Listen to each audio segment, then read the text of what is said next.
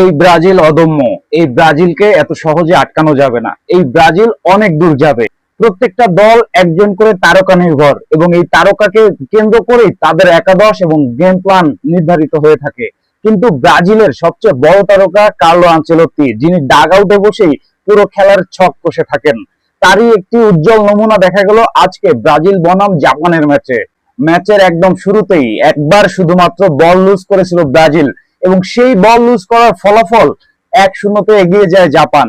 Japan 1-0 এগিয়ে যাওয়ার পরেও ব্রাজিলের কোনো ফুটবলারকে দেখে আপনার মনে হবে না তারা এই পিছিয়ে থাকার কারণে তাদের মানসিকতায় কোনো একটু ডাউন হয়েছে। পুরো সময় জুড়ে তারা ছিল তাদের লক্ষ্যের জন্য অবিচল। একই সঙ্গে ডাক আউটে আপনি যতবারই কার্লো আনচেলত্তিকে দেখেছেন, তাকে সবসময় আপনি ফুরফুরে মেজাজেই দেখেছেন। আনচেলত্তির এই গেম প্ল্যানই বদলে দিয়েছে ব্রাজিলের ভাগ্য। পুরো সময় জুড়ে জাপান লো বলকে খেলেছে, 5 জন ডিফেন্ডার নিয়ে ডিফেন্ড করে চলেছে। একটি গোলে এগিয়ে থাকার কারণে শুধু চেষ্টা করে গিয়েছিল যাতে সময় নষ্ট করে ব্রাজিলকে আটকে রাখা যায়। কিন্তু কার্লো আনচেলত্তির ব্রেনের কাছেই হারতে হলো জাপানকে। কার্লো আনচেলত্তির কয়েকটি মাস্টার প্ল্যান এখন আপনাদের সঙ্গে আলোচনা করা যেতে পারে।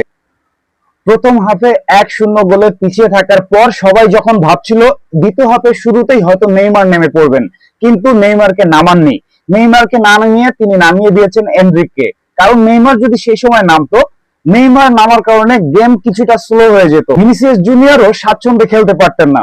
এই কারণে এনরিককে নামিয়ে দিলেন, উঠিয়ে নিলেন পাকুয়েতাকে। এনরিক নামার পরে খেলার গতি আরেকটু বেড়ে যায় এবং গতির কারণে গোল আদায় করতে পারে ব্রাজিল এবং গোলটা করেছিলেন ক্যাসেমিরো। প্রথম হাফে ক্যাসেমিরো বল লুজ করার কারণেই কিন্তু গোলটা খেয়েছিল ব্রাজিল। এরপরেও ক্যাসেমিরোকে মাঠ থেকে ওঠাননি, কারণ কার্লো আনচেলত্তি জানেন অভিজ্ঞতার একটা দাম আছে। এই অভিজ্ঞতার দামের ফলেই গোল আদায় করে সমতায় ফিরেছিল ব্রাজিল এবং গোলটা এসেছিল ক্যাসেমিরোর মাথা থেকেই।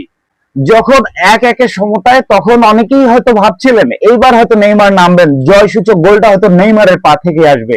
কিন্তু নেইমারকে তখনও নামাননি, কারণ জাপান যেভাবে খেলছিল, যেভাবে লো ব্লকে খেলে যাচ্ছিল, সেক্ষেত্রে 1-1 ড্র হওয়ার সম্ভাবনা ছিল প্রবল। নেইমারকে আটকে রেখেছিলেন শুধুমাত্র অতিরিক্ত সময়ের জন্য।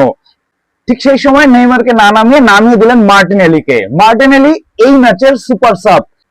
এই মার্টিনেলির কাছ থেকে জয়সূচক গোলটা এসেছিল একদম 94 মিনিটে। এই গোলের কারণেই জাপানকে হারিয়ে সুপার 16-এ ব্রাজিল। মার্টিনেলির জয়সূচক গোলটা ঠিক আগ মুহূর্তে আরেকবার রিদমে ফিরেছিল জাপান। বেশ কয়েকটি জোরালো আক্রমণও করতে গিয়েছিলেন, কিন্তু সেই সময় অভিজ্ঞ ক্যাসেমিরো দেখালেন কারিশমা। তিনি ইনজুর্ড হওয়ার ভান করে সেখানে একটা সময় নষ্ট করলেন। এতে করে জাপান তাদের মোমেন্টামটা হারিয়ে ফেলে। ফলাফল কয়েক মিনিটের মধ্যে মার্টিনেলির জয়সূচক গোল। আর্জেন্টিনা মেসি নির্ভর দল, ফ্রান্স এমবাপ্পের উপর নির্ভর করছে, পর্তুগাল ক্রিস্টিয়ানো রোনালদোর উপর, কিন্তু ব্রাজিলের সবচেয়ে বড় তারকা কার্লো আনচেলত্তি। এই বিশ্বকাপে ব্রাজিলের সফলতার পুরোটাই কার্লো আনচেলত্তির মাস্টার প্ল্যান।